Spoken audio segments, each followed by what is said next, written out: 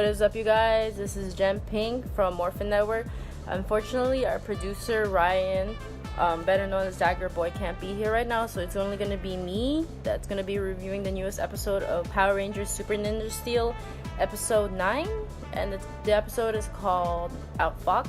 So yeah, I think this since the newest episode came out on Saturday, this episode relates to the next episode that's gonna happen within 2 days. Oh yeah, I finally have some views. All right. Okay. Hi. Thank you guys for watching. For anyone that doesn't know, the 25th anniversary episode is gonna happen tomorrow. Why did I think it was Sunday? Oh my god. Actually on Monday. So if you guys watch this episode, it actually is, gonna relate to the episode that's coming up tomorrow. And I'm actually gonna be reviewing that right now. So yeah. So last off, we left off at I believe Power Rangers Super Ninja Steel when the evil villain Madame Odious disabled their Megazords, so they can't use it. So I think it was disabled by Foxatron. That's what it's called. And so the team for Power Rangers Super Ninja Steel is worried about what's going to happen, and they're doing whatever they can to fix their. It's called Blazord, right? Yeah. Blazord. So yeah. In the beginning of the episode, we see them inside their command. I want to say command center, but they're with Mike, and they're doing whatever they can because also their Ninja Nexus prism is also frozen, so along with their blaze sword. Oh, hi Mikey, thank you for so much for watching. Yeah, so as they're trying to do whatever. Hey Neil Johnson, thank you guys for actually watching me live. This is actually my first time doing it alone. Oh yeah, continuing with what I said. I said earlier, the blaze swords were disabled by the evil villain Madame Odious, and so they need to do whatever they can to, activate it. During that time, I think when they were trying to activate the Ninja Nexus prism, these 3 Harry Potter Prisoner of Azkaban looking people came in, just randomly to their portal or to their world, and something tells me that these 3 random people just came, they just popped out of nowhere, were from a different Power Rangers dimension. So yeah, I thought I'd point that out. And so the guys, the 3 I'm just gonna call them, what do you think I should call them, ghosts, or 3 random cult members or whatever they are. Told them that in order to unlock the blaze sword, they need to prove that they are worthy. And I remember Brody says, why should we prove that we're worthy? We're already Power Rangers. I thought that was a good note because even though they are Power Rangers, they still are technically they still have to work themselves to being Power Rangers, even with that title. So I thought that was pretty cool. And yeah, so then afterwards, the three random people, wearing that they're wearing this cloak. Okay, you know what, there needs to be a name. Okay, they're wearing this cloak like this, they're covering their faces, so you couldn't see what they were doing, but I thought I'd point that out. Yeah. And then, so as, they're trying to find a way to unlock, the blaze swords and, get their Zords to activate. They come back to school, the Power Rangers, I think Brody, and then this lady, this student named Sandy came along and, asked Preston for help. And Sandy, for the looks of it looked like she likes him or something.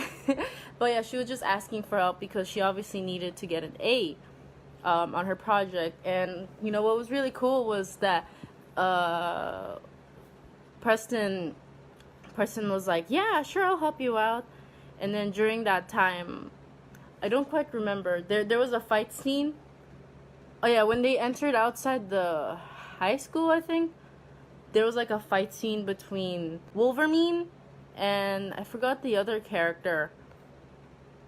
They just had a fight scene basically because earlier Madame Odious took away their powers or something like that. Yeah. Ooh man, it's so hard to do it. But I thought that was cool. So they weren't able to defeat, like the Power Rangers weren't able to defeat Wolverine and his other Madame Odious henchman or assistant, so they were able to just leave. And then afterwards, during that time, I thought it was pretty cool. We see them, helping out their own people. Like they helped out Sandy with the project, which by the way I thought was really funny because during their science project, some I don't know, I guess what's the name, Victor and Monty messed up and they got their hair stuck together. So I thought that was pretty funny. And Sandy's like worried that she might fail her science project, and Preston's doing whatever he can to help her out with any situation. So yeah. Well, thank you guys so much for the likes. And then what else was there? Another scene. Oh yeah. Also during that time that Victor's Monty's hair got stuck, another scene was this lady, Miss, I forgot her name already. The teacher, she lost her. She dropped her wedding ring underneath underneath the sink or sewer or something, and Haley and the rest of the Power Rangers were able to retrieve it. So that was really nice. So in this episode, you actually see the team helping out each other and helping other people, despite not despite them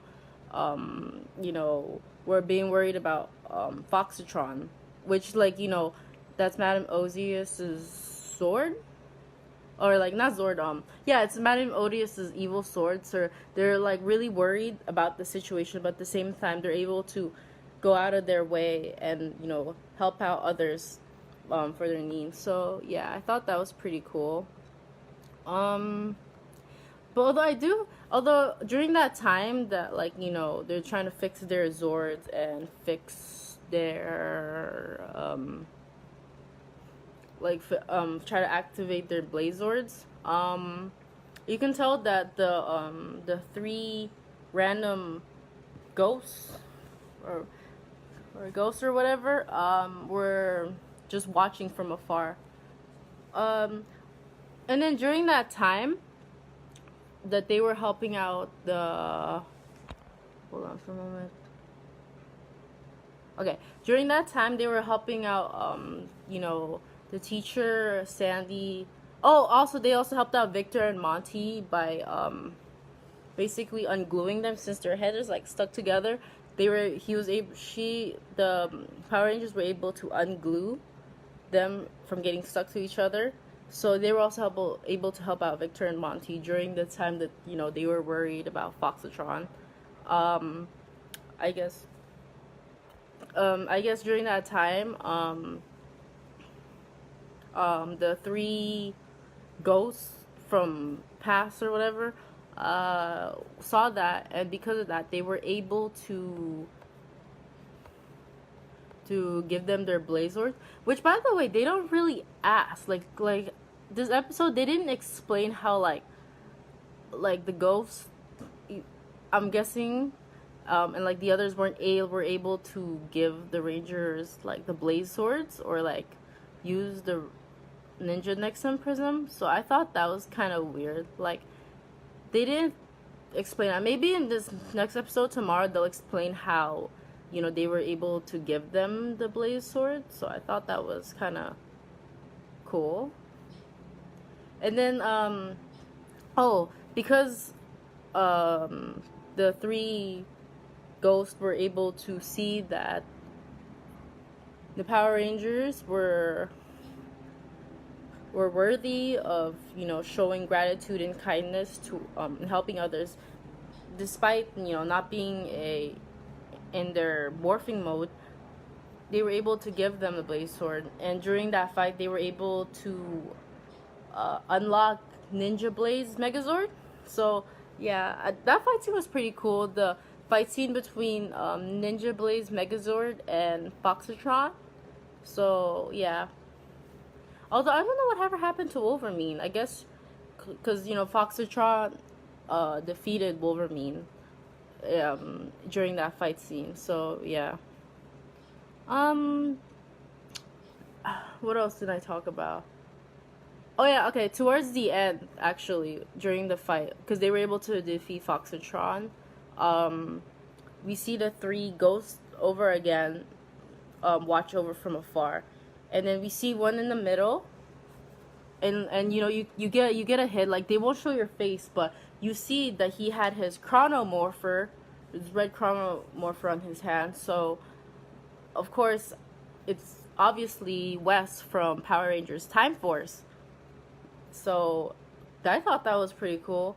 I actually would have. My theory was the three other people were actually gonna be okay. It was gonna be Kat, uh, Jason, Dave, and Frank, aka Tommy, and Wes from Power Rangers Time Force. But it's not actually. I think it's the one next to them. The one in the middle is, I believe, Coda from Power Rangers Dino Charge, and on the right is Lee Ming Hu from Power Rangers RPM Silver Ranger. So yeah, overall I liked this episode. I thought it was pretty cool. Basically the whole moral of the story is you should always do the right thing and help others. And yeah, thought that was pretty cool. Let me just read some comments.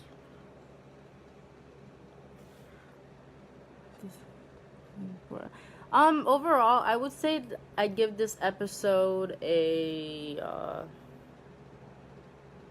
I'd say I'd give this episode a 3 out of 5, because there's a lot of things, like, I want to ask, like, how were they able to, how the three other ghosts were able to give the Rangers their blaze sword. I also wanted to talk about their ninja nexus prism. So that was my question. That's why I'd give it a 3 out of 5. And one of my complaints were actually, it was like, what happened with Wolverine after that? I'm pretty sure that's going to be his last episode, because, he's pretty much done for it. So, yeah. Also, I thought it was pretty cool, because, like, towards the end, Wes was like, I like these teenagers. They have attitude.